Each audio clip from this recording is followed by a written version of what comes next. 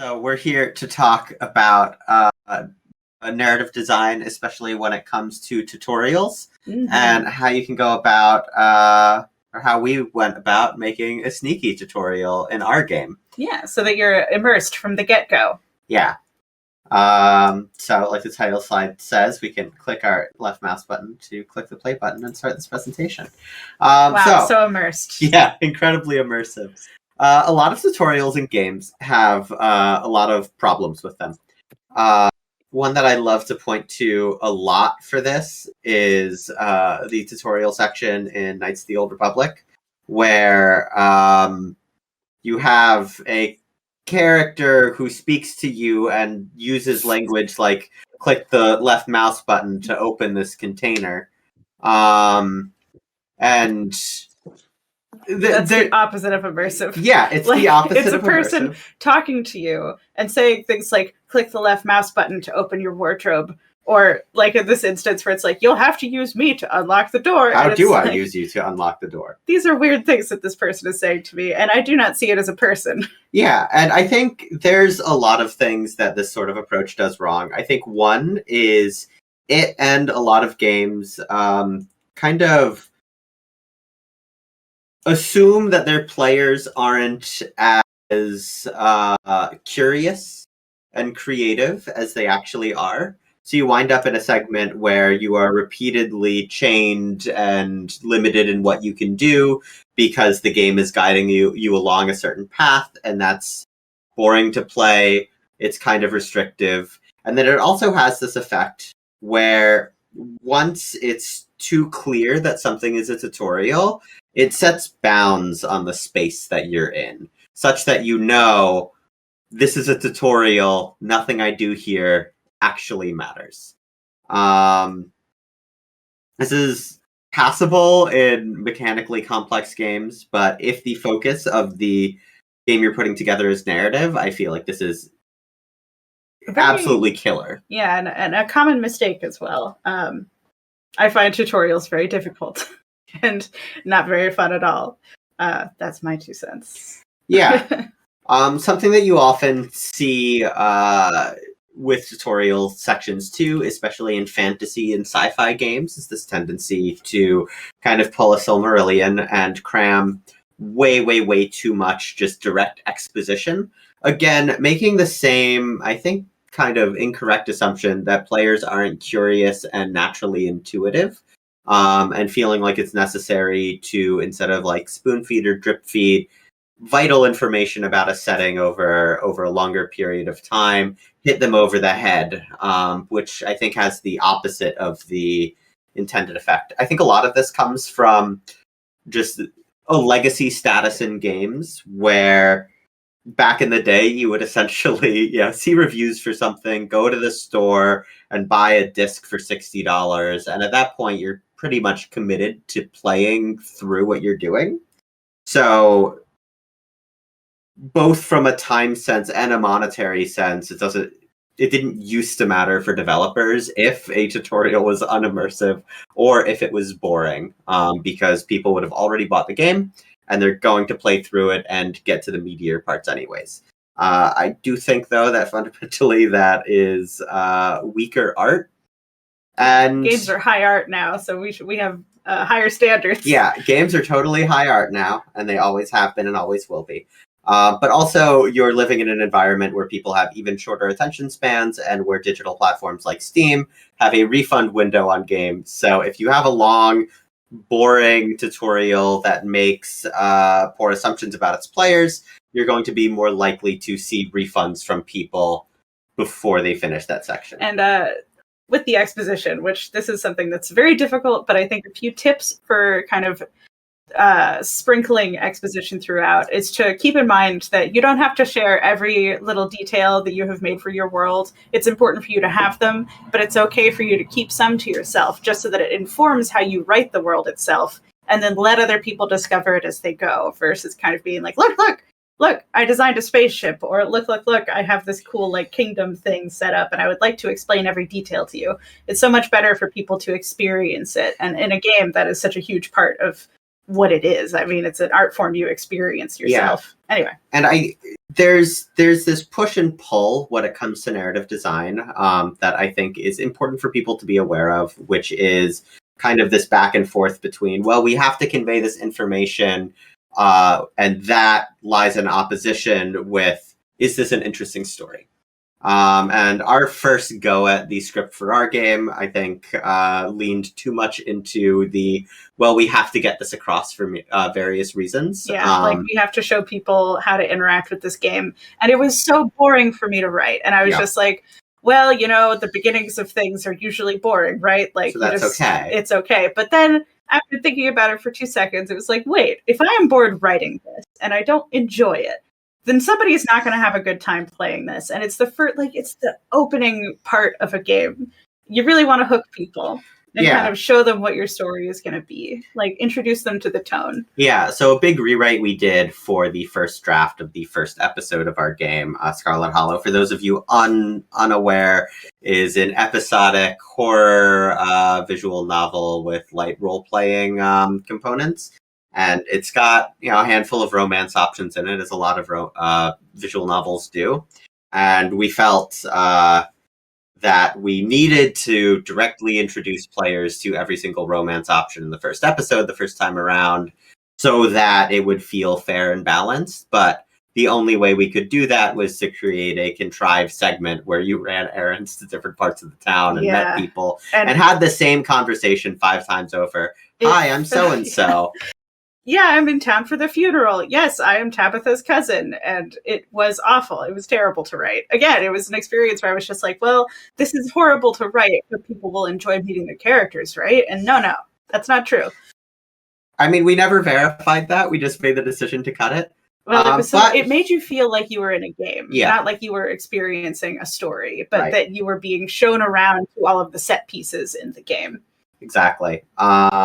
And here we are approaching our 3rd episode, and one of the romance options still hasn't been met by people. Yeah. And yet they're still thirsty for him. Yep. So it works. And it's part of his character. He does not leave his basement. He's scary in that capacity. So what we wanted to do now is actually just boot up the game and switch over our screen share and walk through the tutorial segment that we built there and just talk through our decision-making process, because that's more fun than doing a slideshow.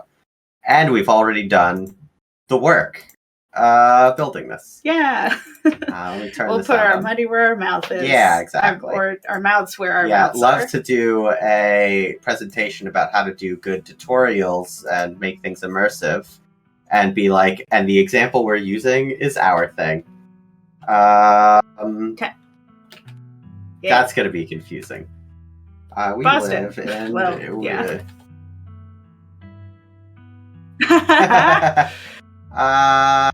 Let's be non-binary. We can be plural they, them. There's 2 of us. Talk to animals. And Key and I, or Powerful Build? Powerful Build has fun stuff. These are our traits. Yeah, you sure. Could pick traits. Yeah, one of the things we did is the role-playing elements have you pick 2 of 7 traits that open additional dialogue options. Events, too. I can be the narrator? Yeah, sure. You jolt awake as the bus hits a particularly nasty bump. You feel like you'd only just managed to start drifting off, and now here you are, awake again and still exhausted. For a moment, you're hazy on the details of where exactly here is, confusing this bus with the many others that came before it. But as your mind continues to reassert its existence in the waking world, the past few days come back into focus. The long-lost cousin, the bad news, the 26 hours of bus rides with countless late-night stops and seedy depots that felt unsafe even in the middle of the day. You wouldn't normally find yourself traveling like this, but your cousin bought the tickets. The funeral of her mother, your aunt, seemed like something you shouldn't ignore, even considering your own late mother's rocky relationship with this side of the family. Fortunately, the end of your long journey is in sight. You're almost in Scarlet Hollow. So here's a very short snippet of narration that gives you the bare minimum amount of information you need to put yourself in the shoes of your character, and then we move on. Where you're going and why you're going there, and that there's maybe trouble in the family. Oh, sure, I'll be this guy. Yeah. So anyways, as I was saying... Oh no, he's still here. He's been sitting next to you for the past 5 hours, talking at you without pause. You're not sure he even stopped when you started to doze off. At first you thought he was just being friendly, but that was several hours of one-sided conversation ago. So something that I think is really important to keep in mind when you're designing a segment like this, because your tutorial for a narrative game is the hook to your narrative, is to be incredibly conscious of what are the themes of the story you're telling and what are the emotions you want to invoke in your players and what are the power dynamics you're establishing between your players and the world.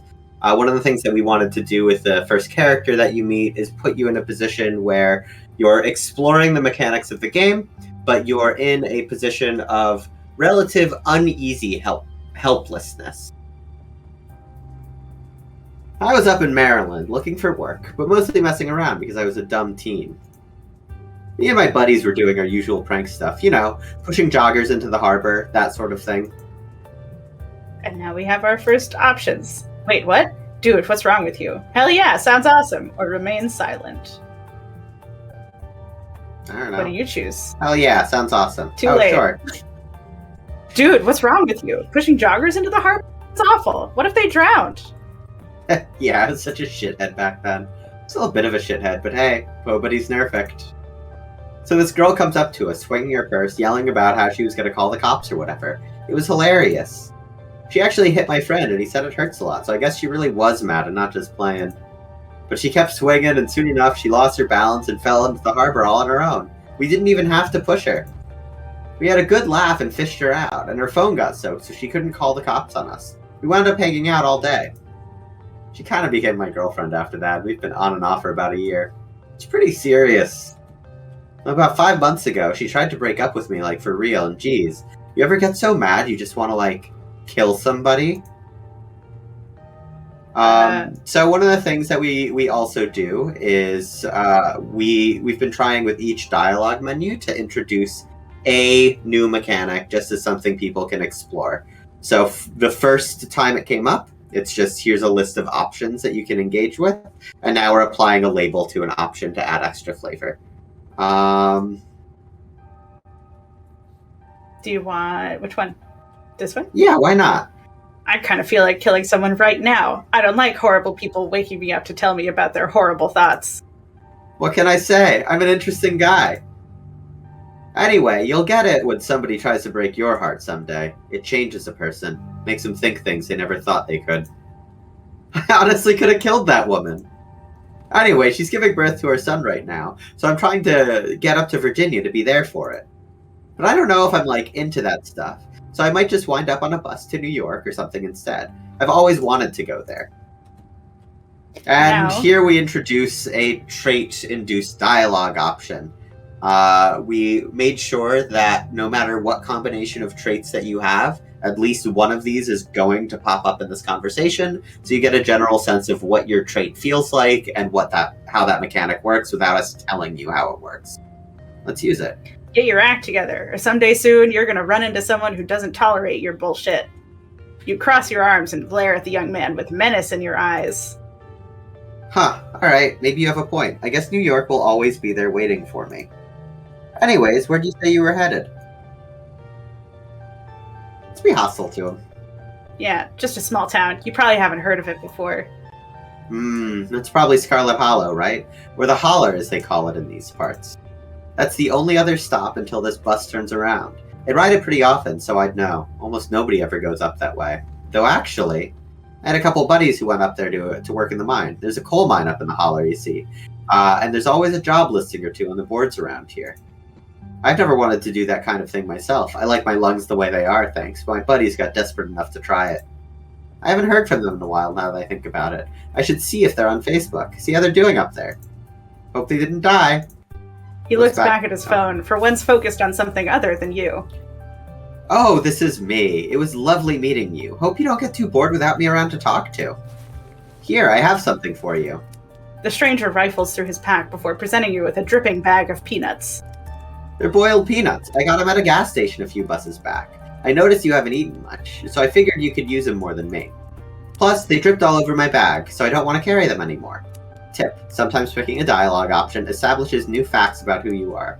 So we also sprinkle in these little tips throughout tutorial sections that line up with parts of game mechanics that we've seen people not necessarily get intuitively, but then we mention it once and are gone. So here, the thing that can establish a new fact about you is saying you're allergic to peanuts.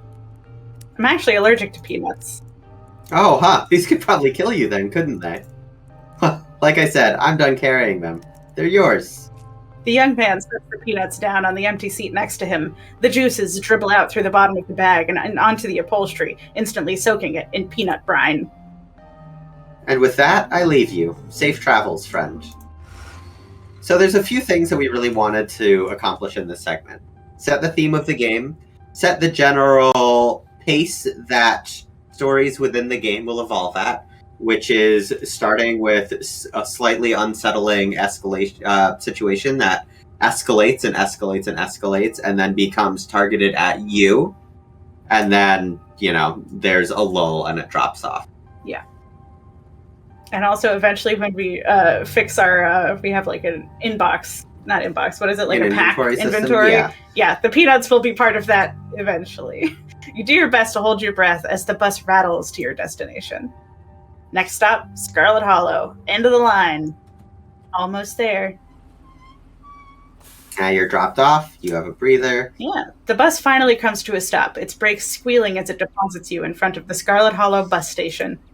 The sign at least reads bus station, but calling it that feels disingenuous. At best, it's a kiosk. Though for a small town like this, you're amazed there's so much as a road, let alone a bus that drives on it every week. The driver quickly shuts the doors behind you and starts the engine, kicking up dust clouds as he pulls away, eager to leave you and this place behind. And something that we rely on here is, that moved very fast. No skip. Something that we rely on here is environmental storytelling to establish the place you're in. So you have a couple things that are mentioned about the town and the bus. Then you come to a rundown bus stop, which tells its own story. And we continue to just drip feed small amounts of information as the story progresses, because that's all you need to engage with and interact with it. Yeah, it's best for people to discover things on their own. Hey, Tabby. You instantly recognize the worn young woman from the few public photos on her Facebook page. She's your cousin, Tabitha, and she looks annoyed to be here. We should do this, right? Yeah, why not? Tabitha. You make direct eye contact, straighten your back, and extend your right arm. She holds out her hand limply in response. You grip it and squeeze, shaking once. Very professional. Tabitha's lip curls in disgust. She pulls her hand back quickly, covertly wiping it on her pants as she turns towards the car. Come on, let's go. I don't want to spend any more time down here than I have to. Your cousin turns and motions to an old BMW parked near the bus kiosk. You follow her, clambering into the dusty relic.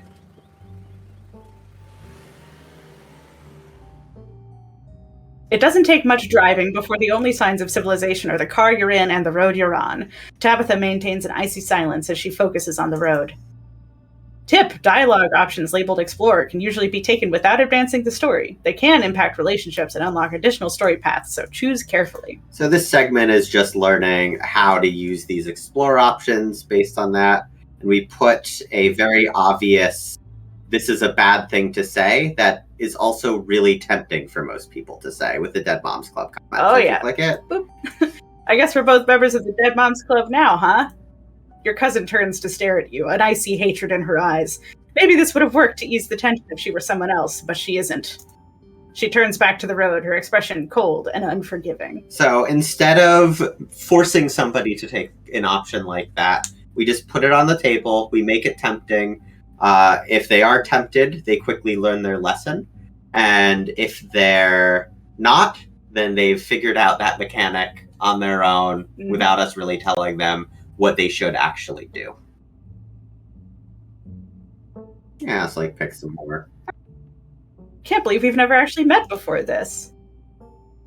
Yep, you have your mom to thank for that. Or had, I guess. Is there bad blood between us? All I know is my mom left and she was mad at this side of the family, but I don't know much besides that. Your cousin stares straight ahead, her expression icy. Alright, let's just be quiet. Yeah, she doesn't want to talk to us. You decide to sit in silence with your cousin as the car eases up the steep mountain road. And at this point, we're getting into a groove where players are starting to learn that they learn information about themselves, their relationships with people, and the world just by seeing what dialogue options are available to them. Yeah. They don't necessarily have to go down those like dialogue trees if they don't want to. So we don't make people choose bad things just because we need them to. We try to give them a pretty good spread. And here it is, the Scarlet Estate. Though it's seen better days, its crumbling elegance is not lost on you, someone used to cramped apartments in gray cities. Your mother told you about this place many times before she passed, always with an anger burning beneath her words. The faded majesty you once imagined doesn't quite compare with what's in front of you, a jarring blend of opulence and ruin. As you stare at it perched on the crumbling cliffside, you can't help but feel like it's something that should have been left to rot a long, long time ago. As soon as you enter, you're hit with a blast of dusty air. Everything in this room has been here for much longer than you've been alive, each object cemented in place with layers of dust and cobwebs. You can hear doors creak on their hinges and the aches and moans of ancient floorboards as the house itself sways in the wind. Welcome to our family's humble estate. Unfortunately, due to the current state of the house, only a few rooms will be safely accessible during your stay. I wouldn't go wandering anywhere else if you value your limbs. The floors have been known to give out. If you know what's good for you, you'll stick to your room, your bathroom, and the kitchen. And hallways, I guess. But only the hallways you need to use to get to those places. I'll show you around so you know where it's safe to walk. You can leave your bags here for the time being. And here we're seeding the idea of there are other places we can go to. It's beautiful. You're lying through your teeth, but Tabitha doesn't need to know that. It is. The estate was the prized jewel of the region for a long time. Quite a magnificent piece of architecture, even now. Let's just get the tour over with. Follow me. You put your bags down and follow Tabitha through a long, dusty hallway. She delicately steps over holes and tears in the floor, and you do your best to trace her steps. Kitchen. On Wednesdays, a woman from town comes in and does the cleaning. Her name is Janie. I wouldn't recommend socializing with her. She'll talk your ear off. If you need any food, there's fixings for peanut butter and jelly. Don't touch my mac and cheese or my ice cream. Those are off limits. Oh, and you can also access the garden through here, but it's pretty wild, so I wouldn't if I were you. Tip, some explore options prevent you from taking others. Choose carefully. So we've also spread out a lot of these things so that they kind of come up naturally as you go, so the complexity increases over time instead of just kind of hitting you with it all at once. And I think that's a good way to do it. It works for us. Yeah. It is a great way for me personally to get immersed in games if it just kind of comes up naturally instead of all being front-loaded. So, and it never makes the player feel like they're not in charge or they're not playing the game. Yeah. And here we have an indicator that a decision you made earlier has in fact changed who you are. Yes. And if you take the peanuts and of course aren't allergic to them, you can also offer them to literally everyone in town that you meet. Yes. So. And I guess you'll just be having plain old regular J's. Or you can deal with your own food while you're in town. I don't care which. And we don't need to. Move on. Yeah. What's next on the tour? Bathroom. Yes. Okay. Sorry. Yeah, we'll talk to the cat. Don't try to pet Frou-Frou. If she wants to be pet, she'll let you know.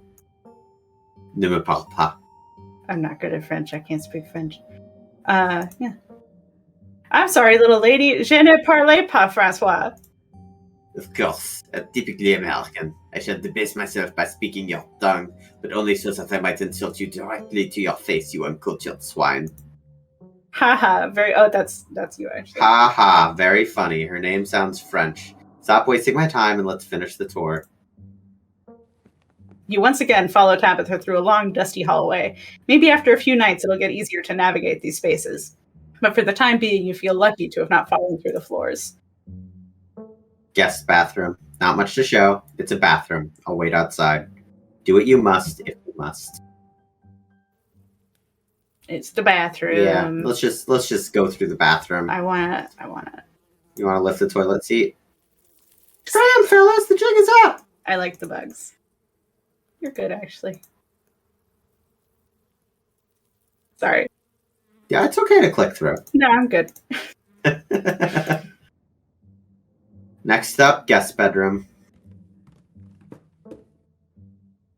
You don't have to. Oh, sorry. I forgot I was supposed to be reading. Yeah. The room smells old. Dust, mildew, wood rot. It has it all. A week of sleeping in this place might give you permanent lung damage. This is where you'll be staying. The linens are fresh. I had Janie wash them last week. I had to endure a half-hour rant about her kid to get her to do it, so you'd better be grateful. The closet is full of old family stuff, so you can't hang your clothes up, but you can use the dresser. It should be empty. Let's just go downstairs. Yeah. I'm ready to do some exploring. You can't think of anything else you'd like to say, but if there's one thing that's for certain, it's that you're not the sort of person who likes to, or who even knows how to, verbally end conversations. You remain silent and wait for Tabitha to say something. I take it you don't have any other questions? Good. Follow me, I'll take you back to the foyer so you can collect your belongings. This concludes our tour. I'm afraid I must return to my duties, so you'll have to entertain yourself for the rest of the day. Don't expect to see much of me. Tip: some dialogue options will open additional conversation paths, some right away and others down the line. So this is the kind of crux of this section of the game, where we're honing in a major lesson where this game is about your relationships with the other characters and how they change depending on your actions, which is why you have all these different options to talk to Tabitha about it and to explore yet another component of how explore trees can work, where getting information from one can open up another tree. Yeah. So let's do that. Let's go to the top. Where are you going? Where are you going? Wait, where are you going? To work. Somebody has to pay the bills around here. What kind of work do you do? I run the coal mine, same as every Scarlet who came before me. Except for you and your mom. It requires a lot of time and concentration, so I'd appreciate it if you didn't keep me for long. This is another thing with narratives where you can kind of bury a lot of the detail in conversations that are optional, so that like you can kind of pepper it in when people want it, but if they don't want it, you can also give them the option to not learn kind of these little details. Like, these are pretty important details that you'll learn eventually. And even though you're coming to this town as a stranger, all of these bits and pieces of information are introduced in the context of emotion and relationships with other people, instead of just being laid out as facts to learn to use later. Yeah, and I think that's important, having kind of an emotional relationship with this, like the setting. Can I come watch? What? No, the mine is dangerous. I can't babysit you and do my job. Alright. Girl boss? Girl boss. Hashtag girl boss. Damn, I can't believe you're only in your 20s and already running a coal mine. Talk about hashtag girl boss. Don't patronize me. I know you have nothing to your name, Tabby. Any other inane questions before I leave? Yeah, let's confront her on it. Did I do something wrong? Hey, did I do something wrong? You asked me to come to this funeral, but since the moment I got here, you've been acting like I spat in your coffee. What's going on? Was it something I said? Look, I'm sorry I've been testy since you've gotten here, but you aren't exactly one to talk. You've been a horrible guest. Yeah, we've been pretty bad. Yeah. Maybe we can start fresh tonight. Just stay out of my hair until then, okay? I have work to do. And again, this being one of the options that everybody is going to want to pick, pushes them in the direction of getting that a major component about this game isn't just relationships, but also your relationship with your cousin. Yeah. All right. Or, yeah, let's let her go. All right, I won't keep you, but we should hang out when you get back. We'll see. There's a lot that needs to get done this week. Your cousin leaves through the front door, and now it's just you and this sprawling, decrepit estate. And now we introduce a couple other things. One, exploring, using explore menus to explore spaces. And two, the concept of saying fuck it and going against other characters' wishes. Yeah. And not being railroad. Tabitha being gone, there's no one stopping you from going into the forbidden wings of the estate. You go there, except for the locks and chains sealing them shut. Whatever. If you have street smart. Yep. Yeah. And we have little hints like this around locations and checks that you could have gotten with another build to seed the idea that, well, if something were different, I would be able to come back and explore this space. Yeah. Do you want to go talk to Dustin? I do want to go talk to Dustin's Dustin. important. Now that your cousin is gone, the aches and pains of your journey sink into your bones. You stumble back up the stairs to your room, suitcase in tow, eager to unwind before you face the rest of the day. You stand at the entrance to your room.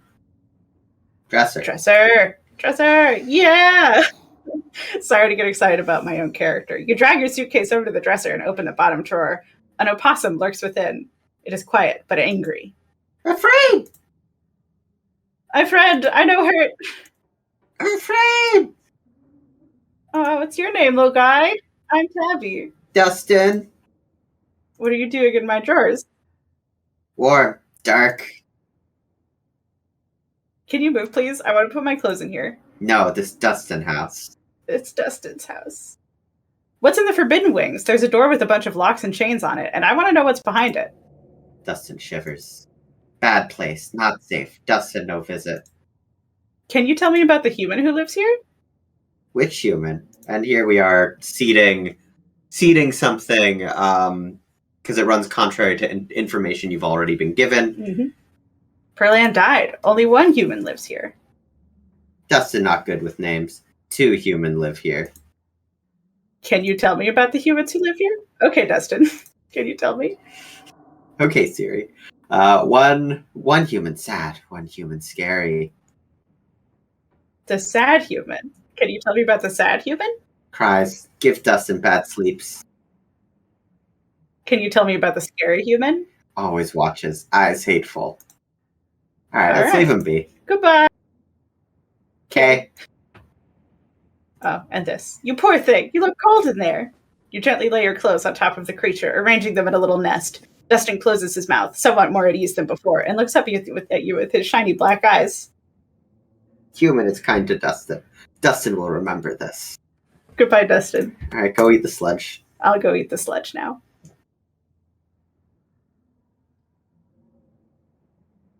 You haven't had anything to eat all day. The only things louder than your stomach right now are the creaks and moans of this ancient place. A jelly sandwich sounds exactly like what you need to take on the rest of the day. You head to the kitchen. You're back in the kitchen, ready to craft a beautiful jelly sandwich. It's a daunting task, given the state of the place, but the aggressive growls of your stomach outweigh your fear of food poisoning. And a little quest. Just go to the fridge. Yeah. You approach the fridge, your eyes catch a note taped to the door reading, Janie, stay out, in all caps. Below it, in separate handwriting, are the words, okie dokie. It's another way, like, the little kind of interactions in the environment between characters is another way to kind of introduce them as characters without having you have to go around the entire town and meet everybody. Everyone, yeah. I think just kind of the way you would get introduced to real human beings, you know. All right. Examine old takeout. Powerful build, of course. Why did you do that? What were you expecting? This takeout container is disgusting beyond words. A liquefied mess wholly congealed in its styrofoam shell. You can't even tell what it used to be. This substance doesn't just smell bad. It smells ancient. And then we do a couple things here. If you don't have powerful build, you still have an option to eat it. If you do, we put the powerful build tag there, specifically to indicate that this is a safer move to do. So we eat it. Protein is protein, you say to yourself as you force the slimy substance down your throat and into the steel trap that is your stomach. Your mouth and throat and senses might be revolted, but you know your muscles will thank you for this later. You've never been one to puke or get sick, and you don't see any reason why this slime would be any different. And this teaches you that because you have powerful build, there are certain risks you can take that other characters wouldn't be able to take. Yeah. And that's the same for other traits as well. Yeah. If you don't have powerful build and you eat the slime, there's a timer and you're given multiple opportunities to puke, each one with escalating consequences to, again, gently introduce the concept of there being consequences to your actions, while also removing a little bit of the fear component of people thinking that they might, get killed. Yeah. Let's go to town. Not much left for you to do here, then head out and explore the town. You do just that. Bye.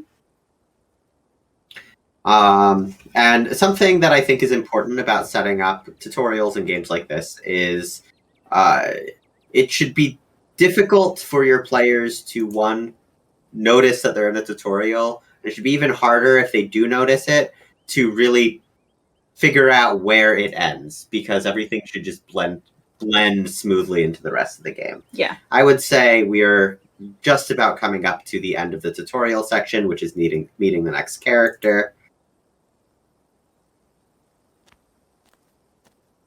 And the last thing. Anyway, the last thing we're introducing is just a tonal shift between the characters you've already met and then the next character to push the player organically into getting railroaded into the story. Yeah. Because everyone you've met so far has been terrible. So you want to spend time with the one nice person you've met. Yeah. Holler, as the guy on the bus called it, has probably seen better days, more environmental storytelling. You get a better sense of what's going on in the town. There's no cars on the street, and multiple buildings are boarded up. It still has the feeling of an idyllic country town, but its sidewalks are cracked, and many of the storefronts are boarded up, their windows dusty with age. A chill breeze sweeps down the lane, and you shudder, suddenly feeling as if you're peering into a grave. And the dog comes. Dark time. Gretchen, come back! Quit bothering strangers. Why, I do declare, who is this gorgeous stranger? Sorry about that. Gretchen can be very slippery when she wants to be. She loves to get loose and cause havoc. And I think we end the gameplay segment here, and then we go back to the presentation. So let me stop streaming. Let me start streaming again. Click this other tab. Click Go Live. I assume that's working. All right, so takeaways. Let people discover things on their own. People who play games and people in general are naturally curious, and if you give them basic tools, they will figure out how to use those tools. And it feels like something they have found themselves versus something that's been crammed down their throats. Exactly. And I think that is an important distinction. Right. Yeah. In general, don't lock people into making choices that you specifically want them to make. Push them in that direction, i.e., with the dead mom's comment in the car, it's there. It's an option. People know what it means just by it existing, and that's enough. And some people will click it and some won't. And you will have to railroad people along in some ways when you're making a game, but there's ways that you can railroad them without them feeling like the game is forcing them to do it. Yeah, like the fact that Stella, the character we just met, was really nice to you and everybody else had been so horrible. You want to spend a lot of time with her versus going back to that horrible estate where your cousin is going to be weird to you. Right. Like there are a lot of moments in the game where you try and resist doing something and the story and the other characters push you into doing it, but they happen so rarely because the way the storytelling is structured just makes people want to pick the option that they should, even though there are other options available. Yeah.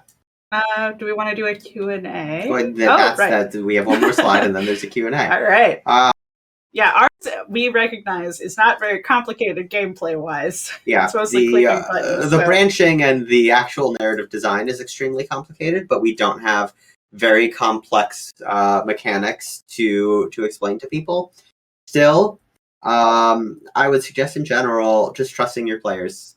So many games are essentially written in the same language, not in a programming sense, but once someone has played something in a genre, you can hand them a controller, you can hand them a keyboard and mouse, and they will get a general vibe of what they're supposed to do next. And you can trust them to follow through on that, and then have other things in the back pocket, like a separate tutorial that someone has to decide to go through to learn the mechanics. Yeah, like RuneScape.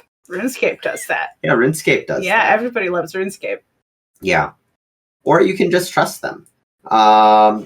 Also, please, if story is important to your game, don't have characters explain game mechanics to you. Yeah. That immediately it's like, so that's not a real person I'm talking to. Right. And often those characters will wind up dying at the end of whatever the tutorial segment is. It's very rare for one of those characters to survive. If they do survive, you immediately have a weird relationship with them because they're able to explain what pressing the A button does in that language. But usually they just get killed off. And you should always center the story that you're writing first, decision-making wise, and build your mechanics around it. Immerse people. Yeah, immerse people. If you have a lot of complicated stuff, like you can always, instead of front loading it, just kind of introduce it as the story needs it to be introduced. Right. And if what you're writing feels boring to write, perhaps it's going to revise. be boring to play. Yes. Yeah. Yeah. All right. I think that's all for us. Yeah, it's time for a Q&A. Here's we'll leave this screen up so people can follow us on the Twitter, or they could email us questions. But happy to open the floor up for however long.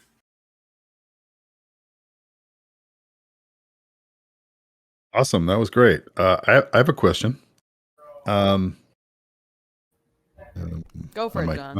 Okay, I couldn't tell if anyone could hear me. Yeah, you're good.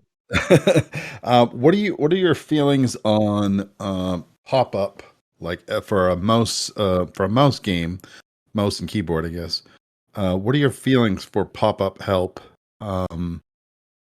and like as far as immersion? And I think it's fine. Yeah, like as far as like the pop-up help always being on or something, or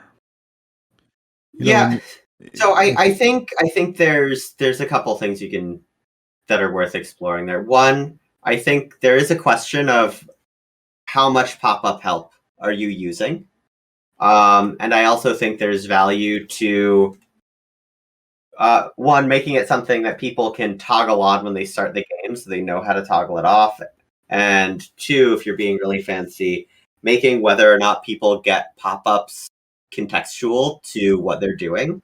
Like if somebody seems confused or stalling out or taking a long time to do something, maybe that's when the pop-up happens. All right.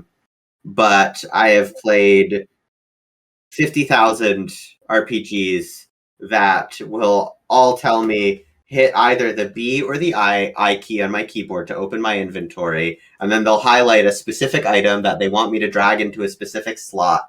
And that's where you start to get into the immersion breaking territory. Right. Interesting. Rad. Really great presentation, y'all. It was super exciting to see Scarlet Hollow through that new lens. I have a question. Did you do any playtesting for your tutorial? And if so, how did you go about doing that? Yeah, we did some playtesting for the bus section. Actually, we did playtesting throughout the whole thing. The bus section was the first thing we coded, so it also needed the most work. We had friends just try it out. Yeah, we had friends try it out. We watched some friends play it. That was really important to see where people get hung up or confused. So. Yeah, to see where they get hung up or confused, or to hear, I wish I could do this instead, or to see that frustration. Where I think our first go around, we ran into a lot of dialogue options being too samey to each other, which meant people felt they were more shoehorned in their role playing. Just in general, I personally find, since we're releasing in early access, which is amazing, watching streamers play our game, the best focus testing and the best way to generate user feedback, because you get to see people's reactions real time. And they're not your friends, so they're not your nice friends, to you. So they don't have to be nice. I do think watching friends is very helpful too with figuring out exactly where to position our scroll bar on the UI. Yeah. It was originally too far to the right, and then people weren't realizing that they could scroll. Rad, thank you.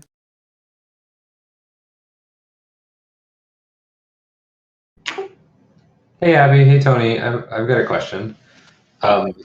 So you don't have, I noticed that there's no indication on your dialog boxes that you can advance to the next, that clicking will advance to the next sort of box.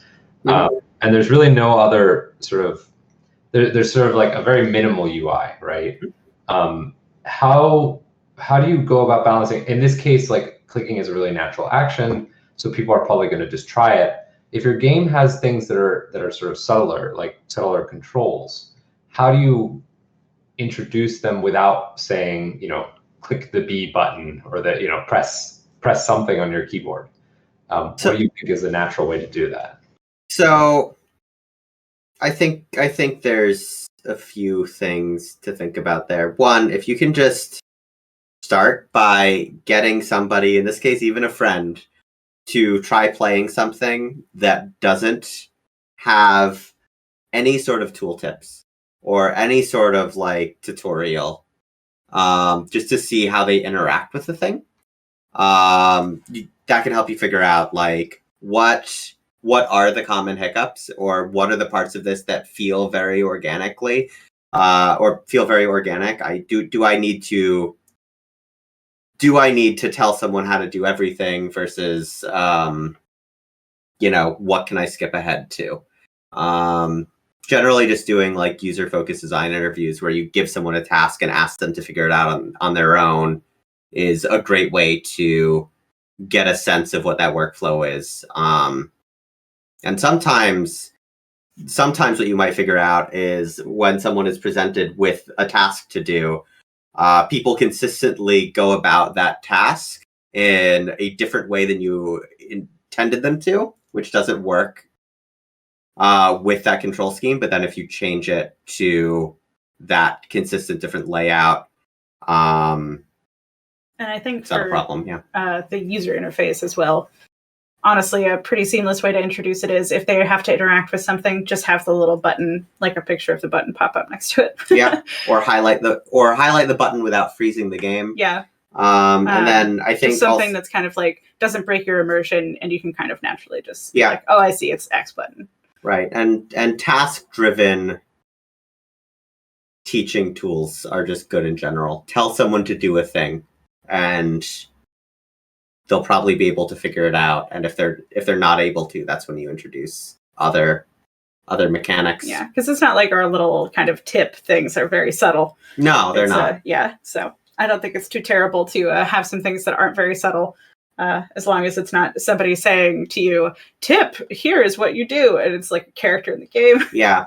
Or as long as it's not that, as long as it isn't too fast, freezing the interface. That's something I see a lot, where everything except the button you're supposed to click freezes, or sometimes something will make you make a bad decision. I think in XCOM's tutorial, they make you make choices that get all your guys killed, which is very, very frustrating to, I think, most people who wouldn't make those same decisions. Cool, thanks.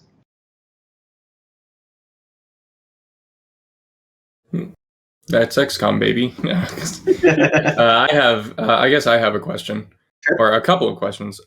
So I guess the first question would be sort of like, how much do you value replayability on designing tutorials like this on a narrative? I guess a narrative sort of, or for narrative games. A lot. Yeah, I think if you can't if you can't skip the tutorial on a replay, then it should be something that is so part of the narrative and kind of something that isn't obnoxious to replay. That right, short part of the narrative, or beyond obnoxious to replay, like interesting to replay. Yeah, so we have, of course, a lot of dialogue options you can go and through, a person's soggy peanuts. Got it. Yeah, exactly. Yeah, see what happens if you do this, and then you start over and do it again. Yeah, and of course, a lot of this is dependent on how much choice you want to give people and how much dialogue you're willing to write. So that is kind of a big part of it. I mean, I guess that sort of goes on to the next question of how much do you think is like sort of you were talking about introducing mechanics over the whole course of the game. How much do you think is like front loading mechanics? Let's see. So I think having like kind of a, oh man, maybe you should answer this one. I think you might be better. Yeah, sure. I mean, so I don't think there's any other mechanics that we specifically really introduce after this. I suppose at some point we introduced the concept of there are big decisions, but that's pretty organically understandable for people. Like, you should generally front load it. I do think that you should introduce one new mechanic or one variation of a previously introduced mechanic at a time. Yeah, that I think is what I mean by front loading. In sort of like an isolated environment to experiment, right? Exactly. Yeah, exactly. Instead of kind of just being like, here are all of the mechanics that I just gave to you. Now remember those. Have fun out in the world. So, right. Like, if you I do not remember things. If you look at like really successful puzzle platformers, they'll do something similar to what we do with like the tutorials for how you can interact with explore dialogue options here, where you get a new ability, you get to use it in the most straightforward way, and then after that, they present you with something where you have to use it in a slightly more complicated way, and then after that, it's often in combination with something else, and then you've mastered that, and you're done, and you've moved on. Okay.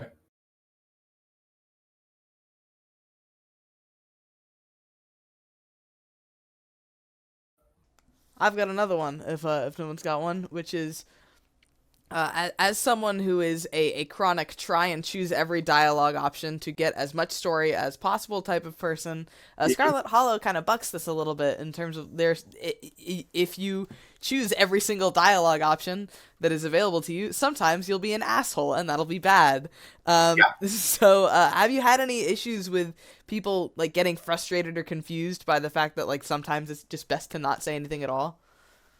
No, I don't think I've seen. I think the car establishes that really well, because your cousin is scary, and we dangle that in front of you. Yeah. Like, when I've watched people play the game, I think something like 70 to 80% of people click the Dead Moms Club button, and the visceral reaction from that is generally enough to make people not take every option going forward and recenter themselves on, okay, this is no longer a game where I click everything to learn everything. This is a game about making people happy. And the fact that the segment of the car's only possible end route is by stopping talking, hammers that in. Absolutely. Gotcha. Makes sense. Thank you. Thank you. So I have a question. Would there be a benefit to having a tutorial with a character outright hostile to you from the get-go? I know you said something about making them uncomfortable for the player to interact with, but what about an actively hostile character? Oh, yeah. I mean, it's all about the game that you want to make and the story you want to tell. If that's part of the story, then hell yeah. Yeah, absolutely. I think it's really interesting. I think a lot of games feel like they need to be nice to you at first, even if it winds up being kind of a horror game or something like that. And I feel like it's nice characters are sometimes very boring characters. Right. Might as well come out swinging with something interesting. Looking at the guy on the bus, one of the main things that we wanted to establish with him personality-wise is that you don't always have agency over the forces around you. Yeah. So if you're, which is like very important to our game, because one of the core mechanics down the line is getting hit by a series of very difficult, no good answer choices and being at their mercy. Like there is no real way around it sometimes. Right.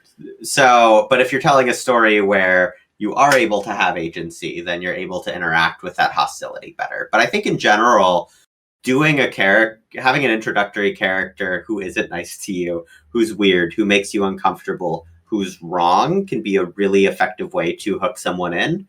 And all too often, the first characters you meet in story-driven games are the goody two-shoe lore dump characters, or the lore dump characters that don't have personalities beyond dumping lore. All right, thank you. Yeah, thank you. Yeah.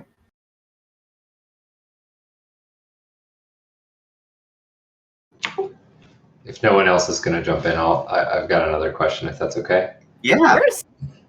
Cool. Not so much specifically tutorial based, but we touched a little bit on UI. And I noticed that like one of the first things that really grabbed me was the leaves on the corner of the dialog box, and the hand, the pointer, is like, they're both very stylized. I mean, they're both very like Abby. They're both very like your style immediately, but they're both really subtle. And I don't see myself getting tired of looking at them. Like they're not so ostentatious that they're like intrusive. How do you, for things that are repeated, like that the player is going to see a lot throughout the game, how do you go about thinking about making things that strike that balance of being unique, but also not like, oh God, this thing is like I'm still looking at it forever, right? Just very glad to hear that you aren't sick of them. No, I love them. Thank you. I wish I knew. I just kind of do things, and if they look good, I'm like, okay, I finished it. We did, I think, start with a dialogue box that had a lot more leaves on it, and we cut it because it was too an eyesore and it was too busy. Yeah. And the clicker, of course, I have to do it in a certain amount of pixels, so it can only be so busy. So that's good too. Yeah, I think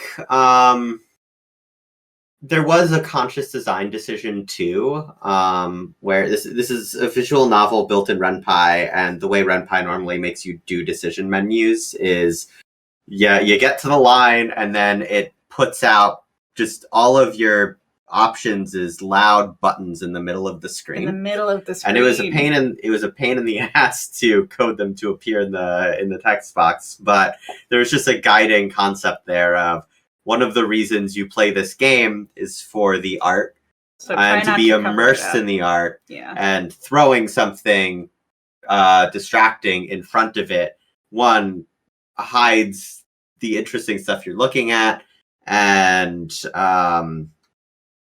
it takes you out of it. It breaks your immersion. Yeah, exactly. So I think a lot of it just boils down to deciding what you're centering your design on. Having a few core principles, like, I want this to be immersive. And I know that's like a very general, broad statement, and that it's in some ways almost on the same level of saying, I want my game to be good. But I think it's really important when you make big decisions about things like what the UI looks like, how all of these features interact with each other, of always stopping and asking yourself, like, verbally, that question. So you're forced to think, does this fit the basic design philosophy of it's immersive? Because sometimes you don't ask those questions, and then you get really far into something, and it's too hard to course correct and change things back. It's funny because when I saw the leaves, I was thinking, probably at one time they had a lot more leaves on there, and then cut them back, and it looks great exactly the way it is. Oh, thank you. I'm glad we cut just the right amount of leaves. Perfect number of leaves. Good job. Yeah.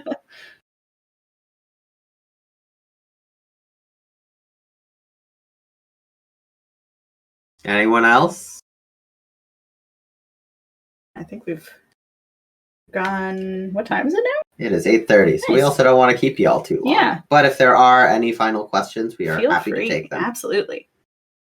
So I was curious. Are you using? Did you build this using Unity? This is in RenPy. Oh, okay, gotcha.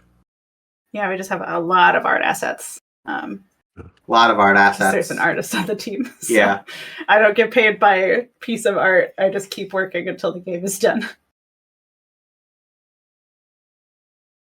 Yeah, it looks really great. Yeah. I really like the palette, and just everything kind of holds together. That's so good to hear. Rad. All right. Any other questions?